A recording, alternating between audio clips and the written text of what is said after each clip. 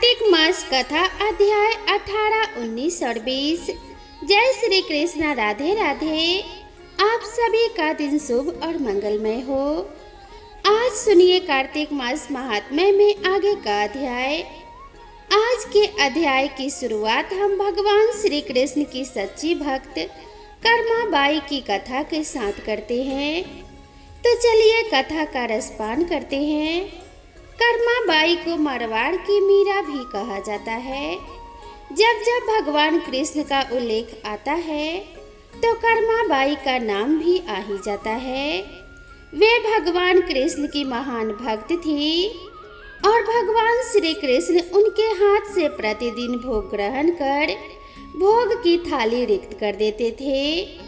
राजस्थान के नागौर जिले की मकराना तहसील में एक गांव है कलावा। इस गांव में जीवन राम डूडी के घर 1615 ईस्वी में एक पुत्री का जन्म हुआ। भगवान से बहुत मन्नतें मांगने के बाद इसका जन्म हुआ था। नाम रखा गया कर्मा। कर्मा के चेहरे पर एक अनोखी आभा रहती थी। जीवन राम स्वयं धार्मिक पुरुष एवं अनन्य कृष्ण भक्त थे।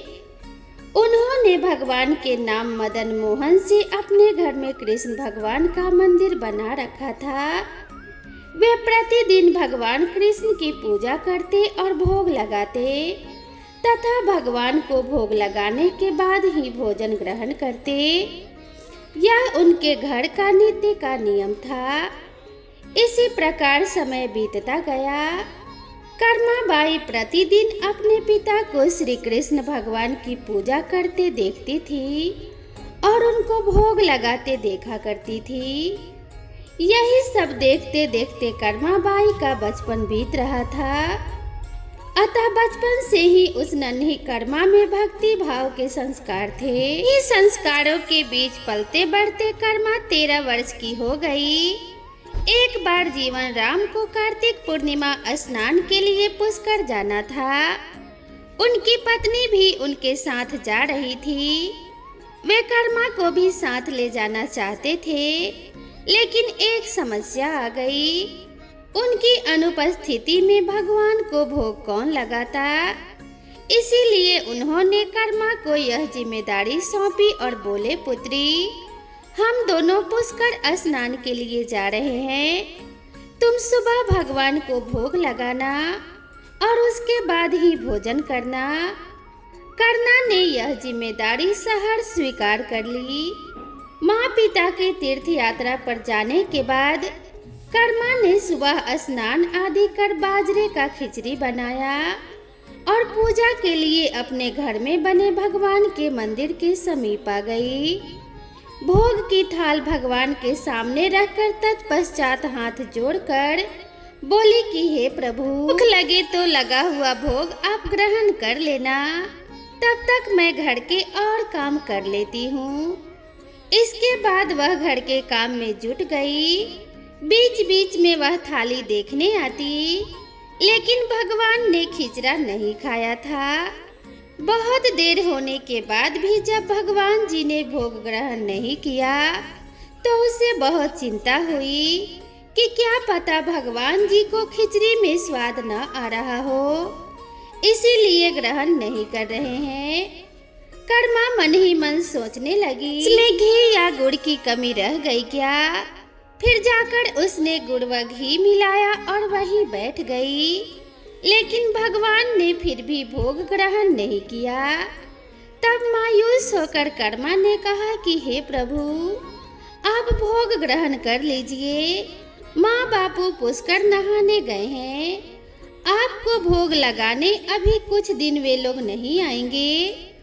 आपको भोग लगाने की जिम्मेदारी मुझे दी गई है, इसलिए जब तक आप भोग नहीं लगाएंगे तब तक मैं भी खाना नहीं खाऊंगी।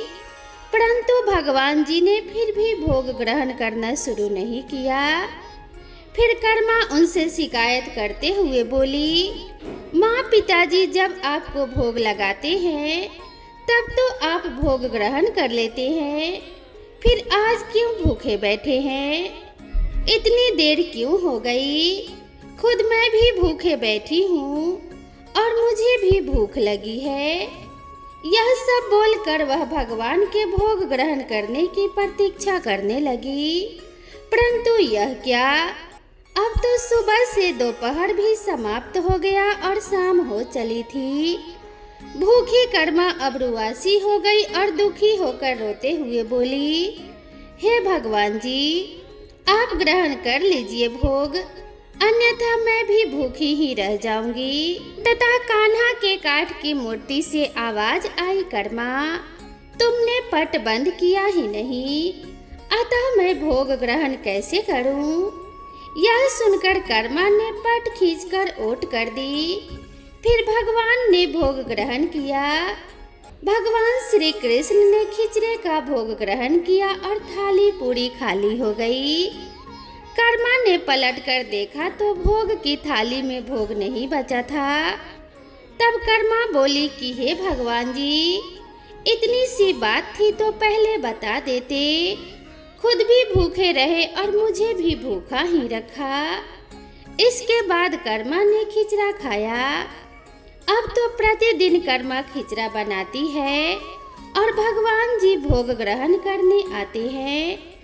इसी बीच उन्हें लगने लगा कि उन्हें सबसे पहले भगवान को भोग लगा देना चाहिए, क्या पता उन्हें जल्दी भूख लग जाती हो।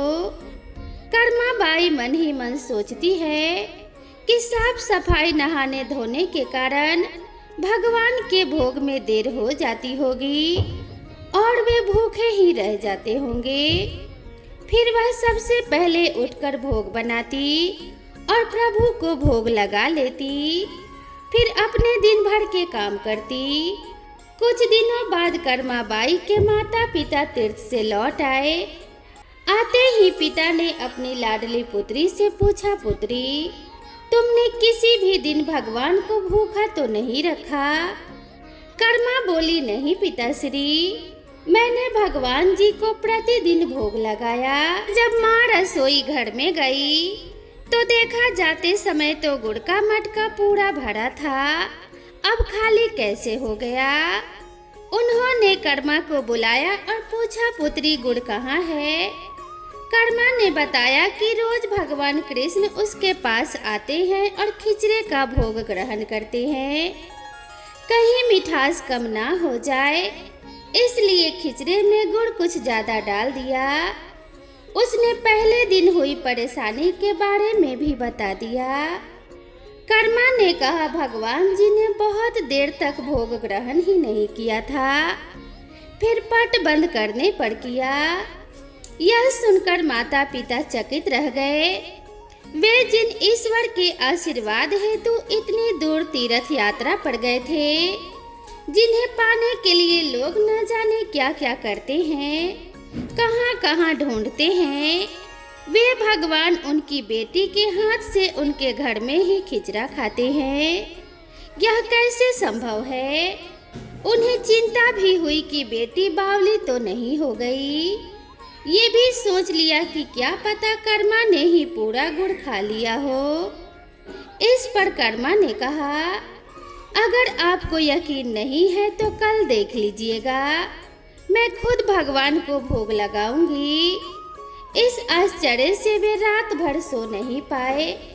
दूसरे दिन कर्मा ने खिचड़ा बनाया और मंदिर में भोग की थाली रखकर पट बंद कर दिया और बोली कि हे भगवान जी, यह लोग नहीं मान रहे कि मैंने आपको ही गुड़ और घी खिलाया है, अब आप भोग खाकर स्वयं ही सिद्ध कर दीजिए। कि पुकार सुन भगवान को तो आना ही था और कान्हा खिचड़ा खाने आ गए। जब पट खुला तो जीवन राम और उनकी पत्नी आश्चर्यचकित थे कि भोग की थाली में भोग बचा ही नहीं है। फिर कर्मा का जीवन प्रतिदिन भोग लगाते ही निकला। कुछ समय बीता, उसके बाद कर्मा के माता पिता का देहांत हो गया। वे एक दिन अपने कान्हा की मूर्ति को साथ लेकर तीर्थाटन के लिए निकल पड़ी, परंतु भगवान की कृपा से उन्हें हर दिन खिचड़ा बनाने के संसाधन मिल ही जाते और वे प्रतिदिन कान्हा को खिचड़ा खिला लेती। तीर्थाटन करती हुई देवी कर्मा भगवान जगन्नाथ की नगरी पहुंच गई और वहीं रहने का मन बना लिया। वहां भी रोज भगवान को खिचड़े का भोग लगाती और पट बंद कर देती। भगवान भी प्रतिदिन उनके भोग को ग्रहण करते। जिस दिन उन्होंने पहली बार जगन्नाथपुरी में खिचड़ा बनाया, उसी दिन उनके पास से जा रहे एक बालक ने उनसे कहा, माता, घी की बड़ी अच्छी सुगंध आ रही है, क्या भोजन बचा है? देवी कर्मा ने कहा कि हाँ बालक, बचा है, तुम बैठो, मैं तुम्हें देती हूँ। यह कहकर देवी कर्मा ने उस बालक के लिए भी खिचड़ा लगा दिया। बालक पूरे मन से स्वाद लेकर खा रहा था। देवी कर्मा को यह देखकर सुख की अनुभूति हो रही थी। उस बालक ने खाते खाते पूछा, माता, अगर मैं कल आऊंगा तो भी मुझे खिचड़ा खिलाओगी? यह सुनकर देवी कर्मा मुस्कुराई और बोली, हाँ पुत्र, तुम यदि प्रतिदिन आओगे तो मैं प्रतिदिन तुम्हें खिचड़ा खिलाऊंगी, तुम निसंकोच होकर आना। यह सुनकर बालक प्रसन्न हुआ और प्रतिदिन देवी कर्मा के पास खिचड़ा खाने आया करता था। एक दिन जब वह बालक खाना खाकर जा ही रहा था, तभी उसने देखा कि एक साधु बाबा वहां आकर देवी कर्मा से कह रहे थे कि हे देवी, आप बहुत धार्मिक महिला हैं, भगवान को प्रतिदिन भोग लगाकर ही खाती हैं, परंतु इन सब के भी नियम होते हैं। आपको बिना नहाए ऐसा नहीं करना चाहिए। आप तो भगवान की परम भक्त लगती हैं। सो हे देवी, प्रतिदिन साफ सफाई करने के बाद नहा धोकर ही भगवान का भोग बनाया करें और लगाया करें। यह सुनकर देवी कर्मा ने उनको हाथ जोड़कर प्रणाम किया और कहा, जी साधु बाबा, आप जैसा कह रही हैं मैं वैसा ही करूंगी। मैं इस बात से अनभिज्ञ थी। फिर साधु बाबा वहां से चले गए। अगले दिन से देवी कर्मा साफ सफाई कर नहा धोकर भोग बनाने लगी, परंतु अब भोग लगाने में देरी हो जाती और जब तक भोग नहीं लगता उस बालक को भी भोजन नहीं मिलता। बालक आकर माता से कहता कि माता, देर हो रही है, भूख लगी है, भोजन दे दो। माता कहती, थोड़ी देर रुक जा लल्ला, मैं तुझे भोजन दे रही हूँ। बालक जल्दी जल्दी खाकर भाग जाता। कुछ दिन ऐसे ही बीते, परंतु यह कौन जानता था कि वह बालक कोई और नहीं, साक्षात भगवान जगन्नाथ है, जो प्रतिदिन बालक का रूप धर कर्मा बाई के हाथ से बना खिचड़ा खाने आते थे। इतने दिनों में जब जगन्नाथ मंदिर में भगवान का पट भोग के लिए खुलता, तो भगवान के मुख पर खिचड़े का जूठन लगा होता।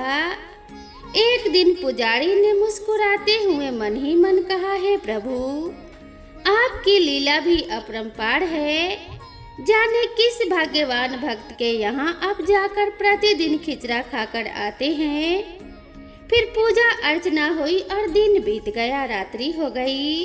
रात्रि में पुजारी के स्वप्न में भगवान जगन्नाथ आए और उन्होंने पुजारी से कहा कि हे भक्त, तुमने सही पहचाना, मैं अपनी एक अनन्य भक्त कर्मा बाई के यहाँ प्रतिदिन उनके हाथ का बना खिचड़ा खाने जाता हूँ।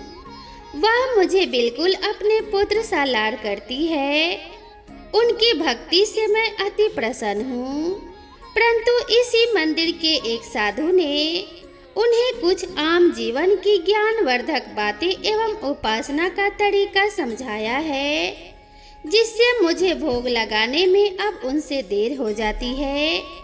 इसी वजह से मेरे मुंह पर खिचड़ा लगा रह जाता है। प्रभु की लीला भी अपरंपार है। वह तो सर्वव्यापी है। एक ही समय अलग अलग स्थान पर हो सकते हैं, परंतु मुख पर खिचड़ा लगाने की लीला उन्होंने इसीलिए रची ताकि पुजारी के मन में यह प्रश्न उठे।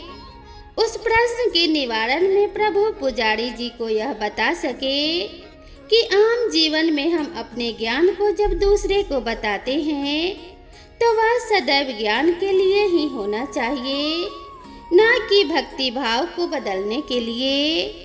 क्योंकि सांसारिक जीवन के लिए ज्ञान आवश्यक है, ज्ञान महत्वपूर्ण है, परंतु जहाँ भक्ति होती है वहाँ ज्ञान का कोई काम नहीं है। में भक्त अपने प्रभु के प्रेम में डूबा रहता है।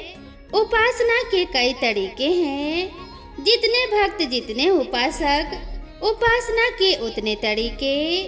जब ईश्वर ने ही उपासना के तरीकों पर प्रश्न नहीं उठाया तो किसी को भी किसी और की भक्ति पर प्रश्न नहीं उठाना चाहिए। साधु गलत नहीं थे, साधु अपने ज्ञान के हिसाब से सही कार्य कर रहे थे, वह सही थे, परंतु उन्हें यह नहीं पता था कि जो महिला प्रभु को बिना नहाए खाना देती है उसका भाव सिर्फ इतना था कि मेरे प्रभु को जल्दी खाना मिल जाए, वह भूखे ना रह जाए। यह प्रेम भाव प्रभु के लिए हर नियम से ऊपर था। इन बातों को सुनकर पुजारी जी ने साधु बाबा को बुलाकर यह बात कही। साधु बाबा को भी अपनी गलती का एहसास हुआ कि वह भगवान और भक्त के बीच में आ रहे थे, और उन्होंने बिना समय गंवाए माता कर्मा के पास जाकर कहा कि हे देवी, आप जैसे प्रभु को पहले भोग लगाती थी वैसे ही लगाइए। मैं आपकी भक्ति नहीं समझ पाया, इसीलिए मुझे क्षमा करें। देवी कर्मा ने कहा कि जी ठीक है साधु बाबा, मैं कल फिर से उसी समय पर वैसे ही भोग लगाऊंगी। माता कर्मा ने फिर उसी तरीके से भोग लगाना शुरू कर दिया और भगवान के मुख पर खिचड़े का जूठन अब नहीं लगा होता था। ऐसे ही कई वर्ष बीत गए।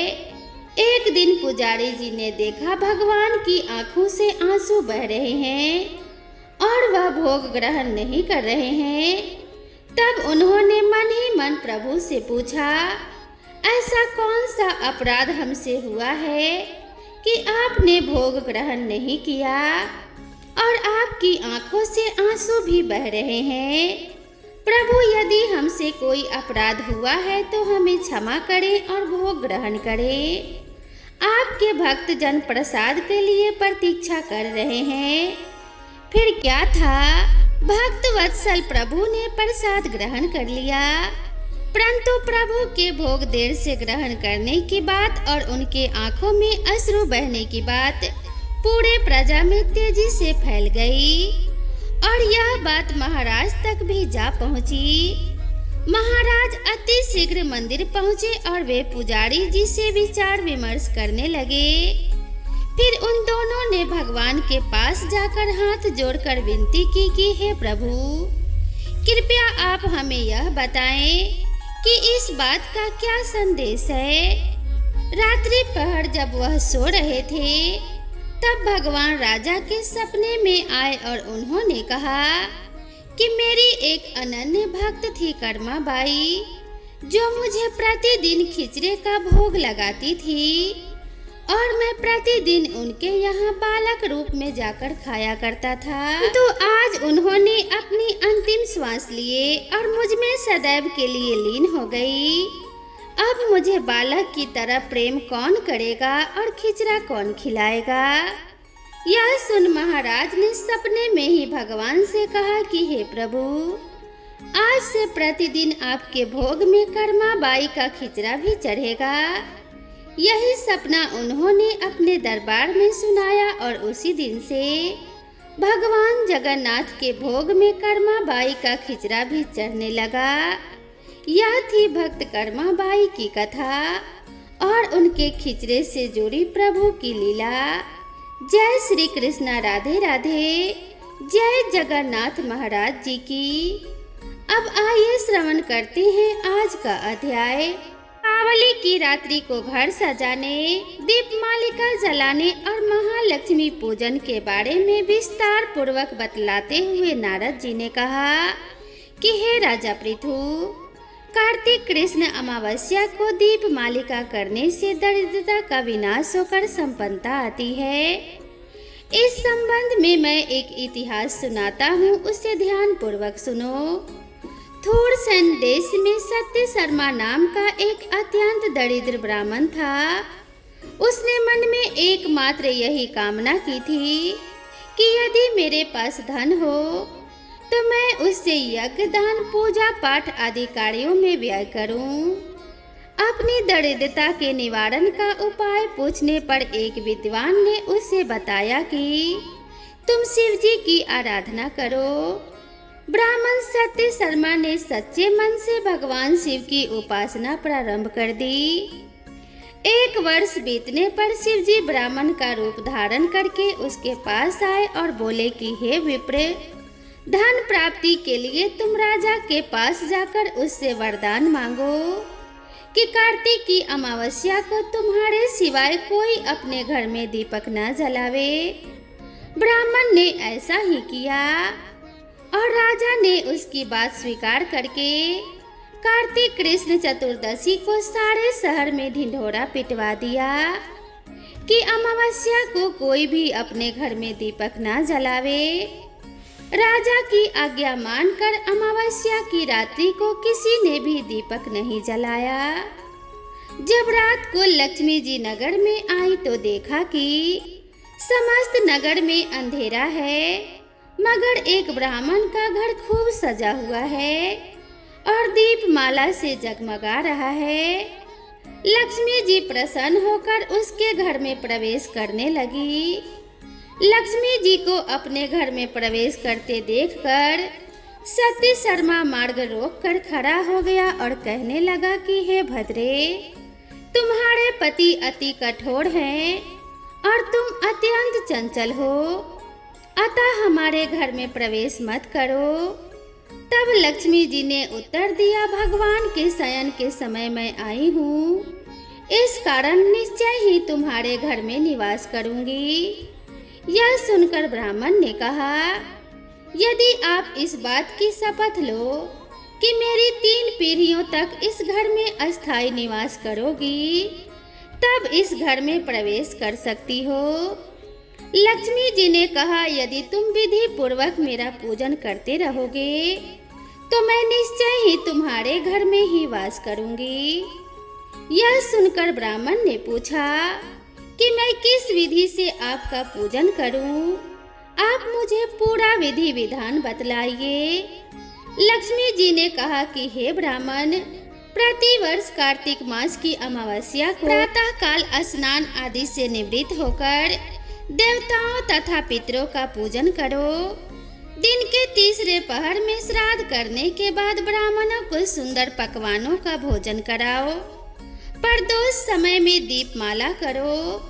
तुलसी के समीप ब्राह्मण के घर में, देव मंदिर, चौरास्ते, शमशान तथा गौशाला में अनेक दीप जलाने चाहिए। इस दिन बालक, वृद्ध तथा रोगी के अतिरिक्त अन्य कोई भी भोजन न करे। काल स्वास्थ्य वाचन पूर्वक गणेश जी व कुबेर जी का पूजन करके संकल्प करो। तत्पश्चात लक्ष्मी जी का पूजन करो और कहो कि हे कमल के आसन पर स्थित, कमल के फूलों की माला धारण करने वाली, कमल जैसे नेत्र, गंभीर नाभि, स्तन के भार से नम्र, सुंदर वस्त्रधारी, देवताओं के हाथियों द्वारा मणियुक्त घड़ों से स्नान करने वाली, हाथ में कमल पुष्प लिए ऐसी लक्ष्मी जी मेरे घर में निवास करें। सर्वप्रथम लक्ष्मी जी को आसन दो, फिर पाद, अर्ध आचमन, स्नान, वस्त्र, धूप, दीप, नैवेद्य, जल, तांबूल व सुपारी, इन सभी वस्तुओं को अर्पण करके नमस्कार करो। दीप जलाओ और समस्त रात्रि भगवान का कीर्तन करो। इस प्रकार कुबेर तथा लक्ष्मी जी का पूजन करके ब्राह्मणों को भोजन कराने के बाद बंधु बांधवों सहित स्वयं भी भोजन करो। सत्य शर्मा ने विधिवत इसी प्रकार किया, जिससे उसके यहाँ काफी धन्य धान्य हो गया। इस प्रकार कुबेर तथा लक्ष्मी जी का पूजन करके ब्राह्मणों को भोजन कराने के बाद बंधु बांधवों सहित स्वयं भी भोजन करो। सत्य शर्मा ने विधिवत इसी प्रकार से किया। जिससे उसके यहाँ काफी धन्य धान्य हो गया। इसके बाद उसने अनेक यज्ञ और अन्य धार्मिक कार्य किए। जीवन के संध्या काल में सत्य शर्मा विरक्त होकर मथुरा चला गया और वहीं पर समाधिस्थ होकर विष्णु लोक को प्राप्त हुआ। दीपावली को दीपमालिका के महत्व एवं महालक्ष्मी के पूजन की विधि ध्यान पूर्वक सुनने के बाद महाराज पृथु ने नारद जी से विनती की कि हे देवऋषि, अब आप अन्नकूट तथा गोवर्धन का महात्म्य सुनाने की कृपा करें। नारद जी ने कहा कि दीपावली के अगले दिन कार्तिक शुक्ल प्रतिपदा को गोवर्धन पूजा तथा अन्नकूट होता है। इस दिन पृथ्वी पर गोबर का गोवर्धन बनाकर उसका पूजन करें और अन्नकूट बनावे। ब्राह्मणों को भोजन कराने के बाद स्वयं भोजन करें। गौ तथा बैल का भी पूजन करना चाहिए। दिन के तीसरे पहर में मार्ग पालिका बांधे। इसी दिन जमात्र अर्थात जवाई का भी पूजन होता है। अतः जवाई को घर बुलाकर उनका आदर सत्कार और पूजन भी करना चाहिए। पृथु पूछने लगे कि हे नारद जी, सबसे पहले यह पूजन किसने और कब किया था? कृपया यह भी बतलाइए। तब नारद जी बोले, समुद्र मंथन के समय जब लक्ष्मी जी समुद्र से उत्पन्न हुई, तब विष्णु भगवान के साथ उनका विवाह हुआ। इससे आनंदित होकर समुद्र ने भगवान की स्तुति की। तब भगवान विष्णु ने कहा कि वरदान मांगो। यह सुनकर समुद्र ने कहा कि हे भगवान, आप लक्ष्मी सहित मेरे यहाँ निवास करें। तब भगवान विष्णु ने कहा कि ऐसा ही होगा और भगवान विष्णु लक्ष्मी जी सहित क्षीर सागर में शेषशय्या पर अवस्थित हो गए। उसी दिन से आज के दिन तक दामाद का पूजन आरंभ हुआ और जो कोई कार्तिक सुदी एकम को दामाद का पूजन करता है वह सब पापों से मुक्त हो जाता है। वर्धन पूजा का महत्व बतलाने के बाद नारद जी कहने लगे कि हे राजा पृथु, कार्तिक सुदी दूज को यम द्वितीया कहते हैं। इस दिन यमुना स्नान करके यमराज का पूजन किया जाता है। दीपावली के बाद इस द्वितीया को भैया दूज भी कहते हैं। इस दिन भाई अपने घर भोजन ना करे। यदि अपनी बहन ना हो तो गुरु की कन्या भी बहन के समान होती है। अतएव गुरु कन्या को ही अपनी बहन माने। इस दिन बहन अपने भाई की आयु बढ़ाने की कामना से 8 चिरंजीवियों को मार्कंडे, बलि, व्यास, हनुमान, विभीषण, कृपाचार्य, अश्वत्थामा और परशुराम का विधि पूर्वक पूजन करे।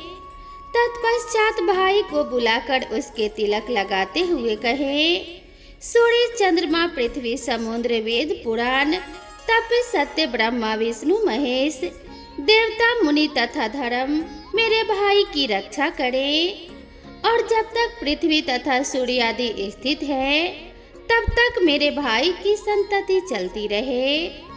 फिर बहन भाई को तिलक करके भोजन करावे। भाई भी अपनी श्रद्धा तथा सामर्थ्य अनुसार बहन को दक्षिणा दे। इतनी कथा सुनने के बाद राजा पृथु ने पूछा कि हे देवऋषि, सब क्षेत्रों में उत्तम क्षेत्र कौन सा है? तब नारद जी कहने लगे कि हे राजन, सब क्षेत्रों में उत्तम गंगा तथा यमुना का संगम है, जिसमें स्नान आदि करने की इच्छा ब्रह्मा आदि देवता भी करते हैं। गंगा के स्मरण मात्र से अनेक पाप नष्ट हो जाते हैं। गंगा के स्मरण मात्र से अनेक पाप नष्ट हो जाते हैं। जो कोई गंगा में स्नान करता है उसके समस्त पाप क्षय हो जाते हैं और उसकी कई पीढ़ियों को परम पद की प्राप्ति होती है। गंगा में स्नान करने की अभिलाषा करने मात्र से मनुष्य अनेक जन्मों के पापों से मुक्त हो जाता है। गोदावरी, कृष्णा, रेवा, अमरावती, तुंगभद्रा, कावेरी, यमुना, चैत्रवती, ताम्रपर्णी तथा सरयू आदि नदियाँ तथा सभी तीर्थ गंगा में स्थित हैं। काशी क्षेत्र सब क्षेत्रों में उत्तम है जो काशी में वास करते हैं वे जीवन मुक्त हो जाते हैं। जो व्यक्ति काशी क्षेत्र का स्मरण करते हुए शरीर त्यागता है वह भी मोक्ष को प्राप्त करता है। यहीं पर आज का अध्याय समाप्त हुआ। इससे आगे का वृत्तांत आप सभी अगले अध्याय में सुनिएगा। तब तक के लिए जय श्री कृष्णा, राधे राधे। दोस्तों, आप सभी को आज का अध्याय कैसा लगा कृपया कमेंट करके ज़रूर बताएं। तो मिलते हैं इसी तरह के अगले अध्याय में। माता लक्ष्मी और भगवान विष्णु की कृपा आप सभी के ऊपर सदैव बनी रहे, इसी कामना के साथ आप सभी से विदा लेते हैं। मिलते हैं नेक्स्ट वीडियो में, तब तक के लिए राधे राधे।